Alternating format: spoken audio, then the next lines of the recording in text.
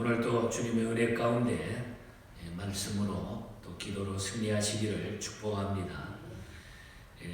이제 솔로몬이 죽고 난 후에 그 아들 르호보암이 왕으로 올라가는 그 과정 속에서 일어나는 사건들입니다. 이것은 대단히 이스라엘 역사에 또 하나님의 역사에 우리 인간 역사에 중요한 것을 교훈하고 있음을 알게 됩니다. 르호보암의 학정과 또 여로보암의 집권 야욕 때문에 결국은 이스라엘이 분열하게 된다는 사실입니다. 이제 아버지가 솔로몬이가 죽고 난 다음에 아들이 이제 왕으로 올라갈 때에 그때에 이 르호보암은 왕이 되어가지고 가중한 세금과 노역을 이렇게 지시를 합니다. 그런데 이 가중한 너무나 많은 세금과 힘든 노역을 견디지 못한 백성들은 선처를 요구합니다. 좀 줄여달라, 좀 가볍게 해달라고 이야기하지만은 이 르호보암은 이를 무시하게 됩니다. 이에 여로보암을 필두로 한 이스라엘의 열지파가 여기에 반란을 일으켜가지고 왕국을 분열시키게 되는 겁니다. 그래서 결국은 남유다와 북이스라엘로 이스라엘이 분열 왕국으로 가는 이런 역사들이 나타나는 것을 보게 됩니다. 솔로몬이 죽자 이스라엘 백성들은 세겜에 이제 모여가지고 솔로몬의 아들 르호보암을 왕으로 추대하는 조건으로 솔로몬이 시행했던 그 가중한 세금과 억압을 가볍게 해줄 것을 부탁을 합니다. 그러니까 솔로몬이 말년에 죽기 전에 막 세금을 많이 걷어들였잖아요. 그래서 그걸 이제 아버지 때는 그랬으니까 이제 르호보암은 그렇게 하지 말라, 가볍게 해달라 이렇게 부탁을 합니다.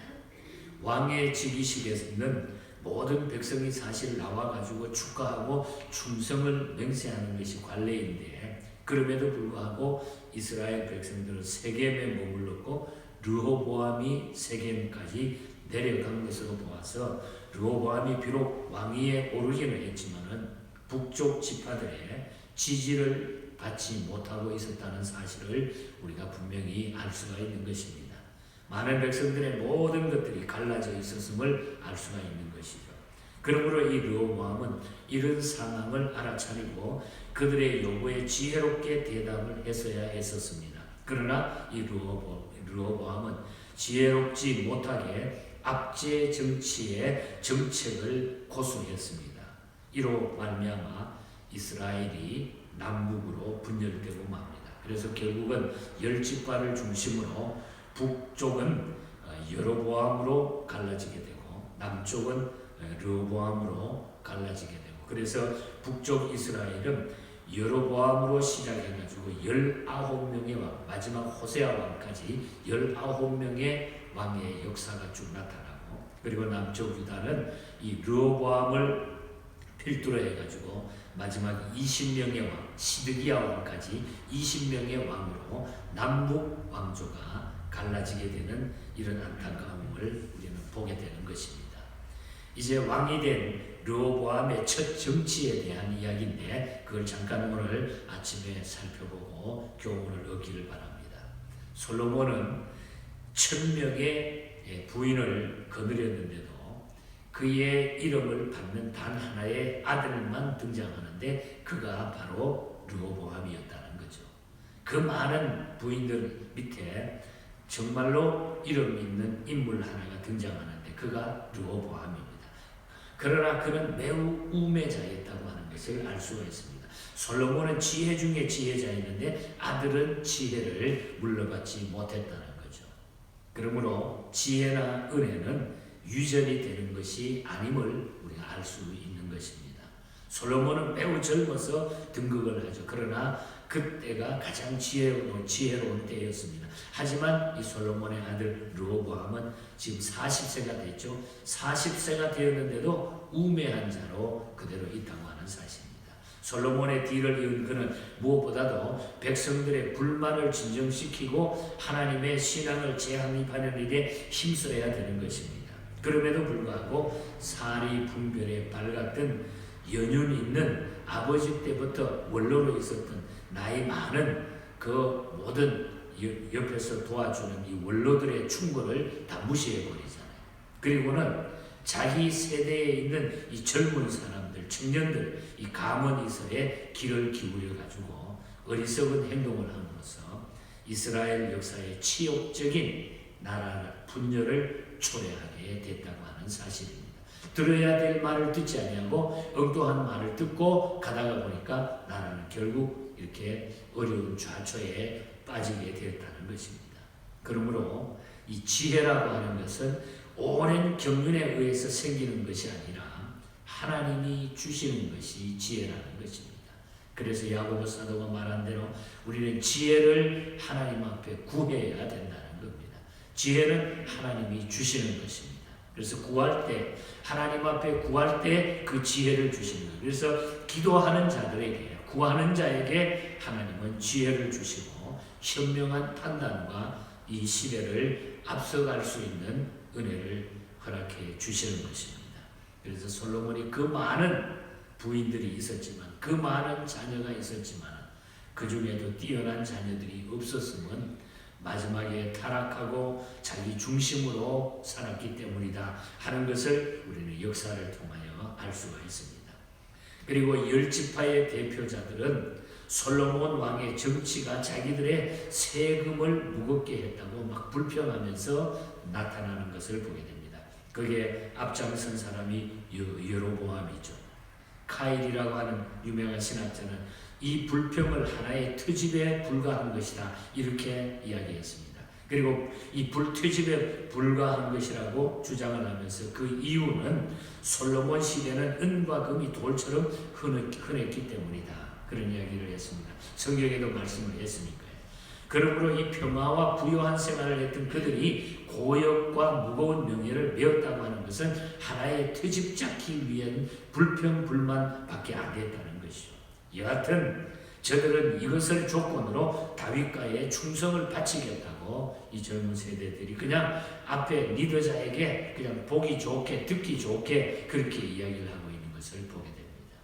신앙의 유지나 정치의 보호 따위는 어떻게 되든지 안중에도 없고 돈을 전략해가지고 자기가 소유하고 자기가 취하고 자기 것만 누리겠다고 주장하는 백성들의 태도는 자기들만을 위하는 이기적인 잘못된 마음이라는 거죠. 나라를 생각하고 진정으로 모든 것을 이웃을 생각하고 산다고 하면은 자기 것만 챙기기 위해서 이렇게 살아가지 않는다는 얘기입니다. 분쟁은 이렇게 자기만을 위하여 이기적이고 불평불만하는 자들을 통해 가지고 이루어지게 된다. 그래서 분쟁은 바로 불평불만에서 나타나게 된다고 하는 것을 알게 됩니다.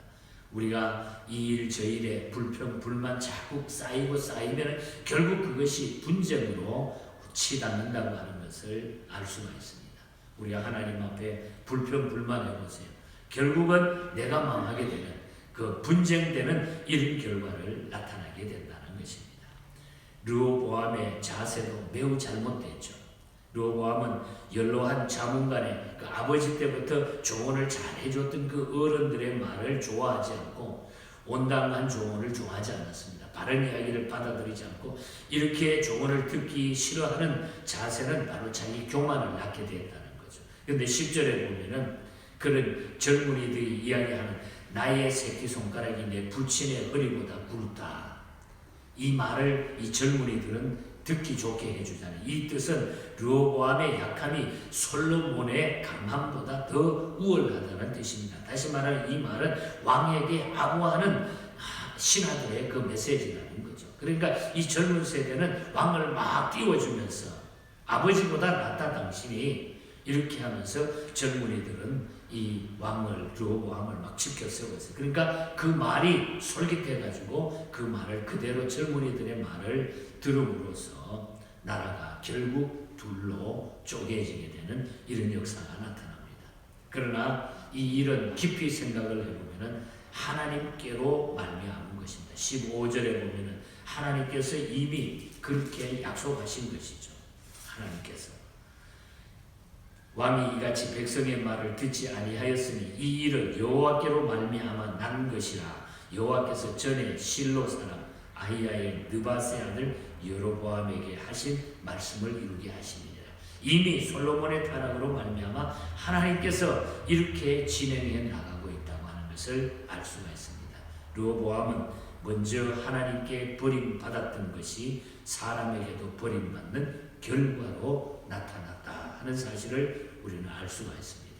그래서 이 르호보암도 여로보암도 우리가 역사를 우리가 쭉 다음 장으로 계속해서 쭉 살펴보면 결국은 하나님을 벗어나 하나님의 뜻을 벗어나 말씀을 버리고 이 정치를 하고 살아갔던 사람이라서 결국 악한 왕으로도 찍혀 있는 것을 우리는 알 수가 있습니다.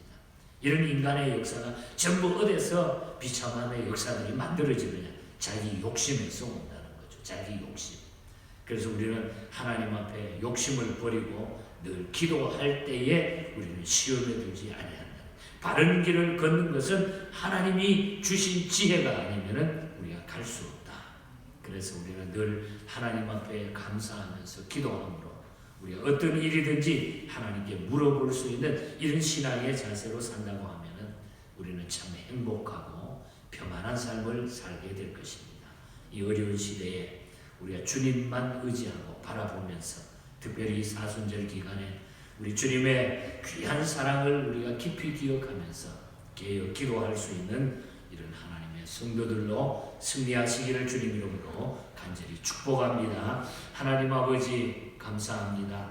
하나님 앞에 늘 내 욕심과 또 내 방법대로 살지 말게 해주시고 하나님이 계획한 대로 하나님이 인도하는 대로 순종하는 저희들이 되게 하시고 말씀을 붙들고 말씀에 의지하여 살아가게 하여 주시옵소서. 오늘 하루도 하나님의 말씀에 의지하여 지혜로운 자들로 서게 해주시고 흩어져 있는 모든 우리 예언의 가족들 마음껏 축복하여 주시옵소서. 세운 교회가 말씀 위에 든든히 서 있게 해주시고 이 성전을 나와 예배드리고 기도하는 모든 사람들이 큰 소망과 꿈을 가질 수 있는 교회가 되게 하여 주시옵소서. 중국 땅과 북한 땅 또 저희들에게 선교의 사명을 주셨사오니 길을 막지 마시고 계속 복음 전할 수 있는 환경과 물질과 모든 은혜를 더 허락하여 주시옵소서. 팬데믹 기간도 속히 물러가게 하시고 우리 하나님의 놀라운 역사가 나타나서 이제 우리 모든 성도들이 믿음을 회복하고 예배를 회복하고 우리 하나님 앞에 영광 돌릴 수 있도록 역사하여 주시옵소서. 저희들이 더 분발하여 전진해 가게 하시고 도전하게 하시고 믿음의 승리자들로 이기게 하여 주시옵소서. 거룩하신 예수님 이름으로 기도하옵나이다.